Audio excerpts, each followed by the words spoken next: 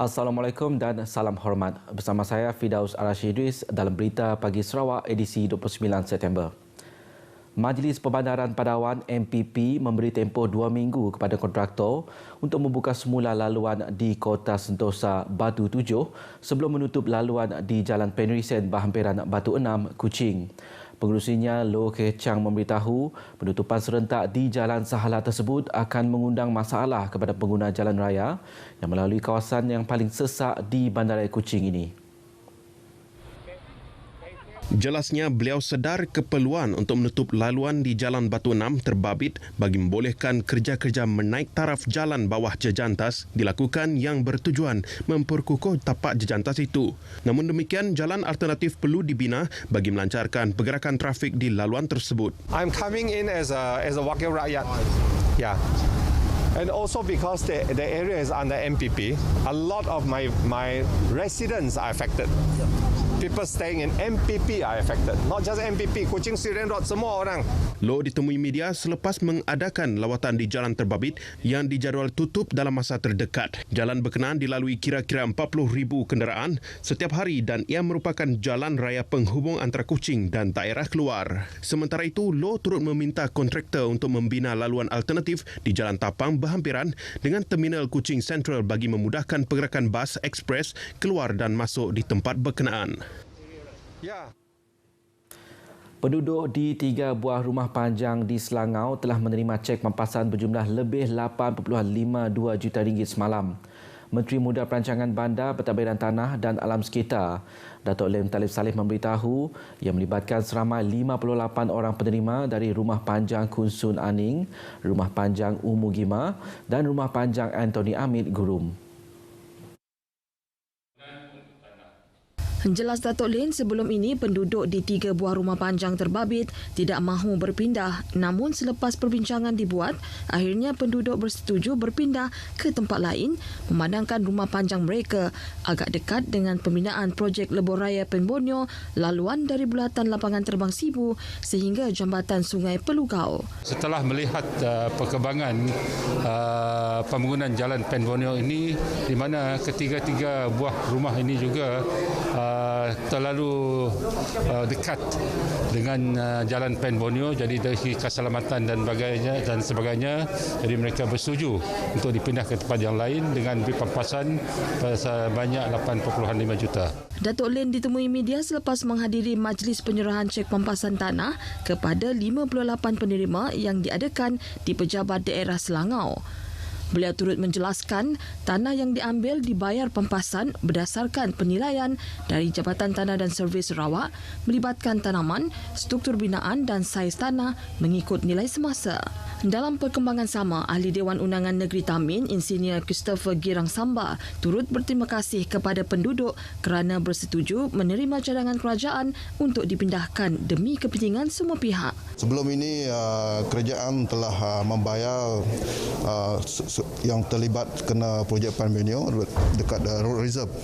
Tapi rumah panjang ini terlalu dekat dengan Road Reserve. Jadi dari segi keselamatan adalah tidak baik untuk rumah panjang. Dalam pada itu, pampasan tersebut katanya merupakan pampasan tambahan kepada pampasan yang telah dibayar sebelum ini. Pada majlis sama, Insinyur Christopher turut menyerahkan cek geran projek kecil luar bandar berjumlah RM76,000 kepada penerima-penerima dari kawasan Dun Tamin. Sementara itu, rancangan Malaysia ke-12 RMK12 dilihat mampu merapatkan jurang besar melibatkan sekolah-sekolah daif selain menyediakan persekitaran sekolah lebih kondusif khususnya di kawasan luar bandar dan pedalaman. Menurut Ahli Dewan Undangan Negeri Adun Tamin, Insinyur Christopher Gira Sambang, pembentangan oleh Perdana Menteri Datuk Seri Ismail Yaakob pada Isnin yang memberi peruntukan dana bagi membantu bidang pendidikan, terutama bagi negeri-negeri yang agak tertinggal termasuk Sabah dan Sarawak. Dalam adalah pembentangan yang Jelasnya, di kawasan Dun Taming terdapat 22 buah sekolah rendah dan separuh dari sekolah ini dikategorikan sebagai sekolah daif. kerana telah memperuntukkan dana banyak untuk negeri-negeri yang kurang maju termasuk Sabah dan Sarawak. Jadi satu daripada yang perlu dimajukan adalah kemudahan pendidikan. Jadi saya harap di Sarawak ini banyak sekolah akan ada kemudahan yang setaraf dengan negeri-negeri yang lain di semenanjung Malaysia. Ujarnya lagi, beberapa sekolah di kawasan luar bandar dan pedalaman di negeri ini masih ada yang belum mendapatkan bekalan air dan hanya menggunakan genset sebagai pembekal kuasa elektrik. Christopher Gira berkata demikian kepada media selepas menghadiri majlis penyerahan cek pampasan yang diadakan di Pejabat Daerah Selangau. Terdahulu menerusi pembentangan RMK 12 pada Isnin, Perdana Menteri memaklumkan kerajaan akan menggantikan 148 bangunan sekolah daif dengan kos sebanyak 1.6 bilion ringgit pada tahun 2021 dan 2020 bagi menjadikan persekitaran sekolah lebih kondusif.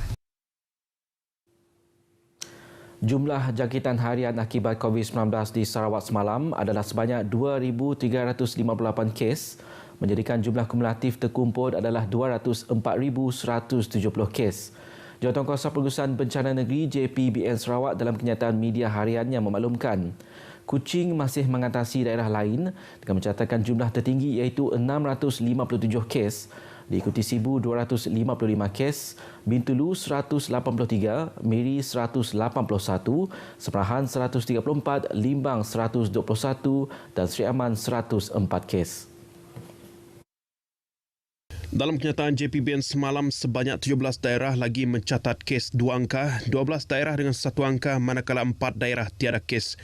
Daripada 2,358 kes yang dilaporkan semalam, sebanyak 2,344 atau 99.41% adalah kategori klinikal 1 dan 2 iaitu tiada gejala dan gejala ringan. Manakala pesakit bagi kategori 3, 4 dan 5 seramai 14 orang. JPBN juga memaklumkan 16 kematian direkodkan iaitu dari 9 hingga 27 September melibatkan 7 wanita dan 9 lelaki dalam lingkungan usia 30 hingga 97 tahun. 3 kluster baru disiarkan semalam dan 2 kluster iaitu kluster Paun Rimu Serian dan kluster Sungai Sangan Tatau diisytiharkan tamat. Sebanyak 12 lokaliti turut dikenakan perintah kawalan pergerakan diperketatkan PKPD, antaranya Rumah Tuntun Seraku Ililingga, Rumah Libau Nanggabuku, Rumah Kunjan Nanggabuku dan Rumah Randi Entana. Manakala 14 lokaliti diisytiharkan tamat PKPD, antaranya Rumah Gingdan Manca Gudang Atas Sibuti, Rumah Pangau Punggu Empelam, Rumah John Uko Lemunjan dan Rumah Andrew Simpang Jagoi. Kira-kira 100 buah kenderaan ditahan menerusi op lebih muatan di Mukah dan sebanyak 72 notis dikeluarkan. Namun daripada jumlah itu, 35 notis adalah berkaitan dengan kesalahan lebih muatan. Menurut kenyataan Jabatan Pengangkutan Jalan JPJ Sarawak, operasi yang dijalankan selama seminggu itu menyasarkan sekitar daerah Mukah serta laluan utama menghubungkan Mukah, Igan, Oyak serta sekitar laluan ke Bintulu. Op tersebut merupakan inisiatif daripada JPJ Negeri bagi memastikan pengguna kenderaan terutama yang membawa barangan muatan supaya mematuhi peraturan dan undang-undang jalan raya semasa berada di jalan raya. Selain itu, pemandu dan pemilik kenderaan terutamanya lori turut dinasihatkan agar mematuhi segala peraturan yang ditetapkan bagi memastikan semua pihak selamat apabila berada di atas jalan raya.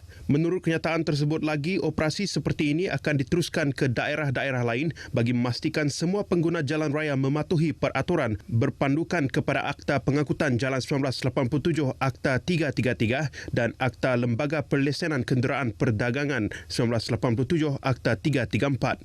Operasi terbabit bermula sejak 20 September lepas melibatkan 9 orang anggota dari unit operasi JPJ Negeri yang diketuai oleh Ketua Unit Operasinya Jamaluddin Said. Turut hadir semasa tinjauan tersebut dilakukan adalah Pengarah JPJ Negeri Norizan Jili dan Ketua Cawangan JPJ Mukah Muhammad Hatta Hasim.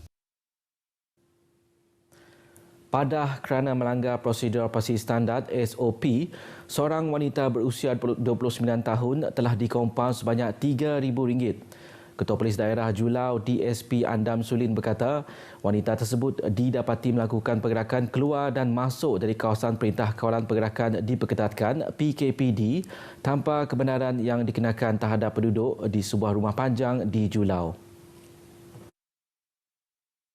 DSP Andam Sulin mendahkan hasil pemeriksaan oleh pasukan pemantauan daripada Siasatan Jenayah Ibu Pejabat Polis IPD Julau pada pukul 3.15 petang Ahad mendapati wanita berkenaan keluar dari kawasan PKPD tanpa kebenaran. Rumah panjang terbabit diisytiharkan menjalani PKPD bermula dari 17 September hingga hari ini. Ujarnya ketika ditahan dan disoal, wanita terbabit memberitahu pihak polis bahawa beliau ingin keluar makan dan minum di kedai. Wanita terbabit ditapati telah memotong dan menanggalkan gelang kuarantin Kementerian Kesihatan Malaysia KKM. Tambah Andam, orang ramai khususnya penduduk Julau yang terlibat dalam kawasan PKPD diingatkan supaya sentiasa mematuhi arahan pihak berkuasa agar tidak keluar daripada kawasan yang disiarkan PKPD bagi mengekang penularan wabak COVID-19. Pihaknya tidak akan berkompromi dan sebarang pelanggaran SOP PKPD amnya akan diambil tindakan tegas.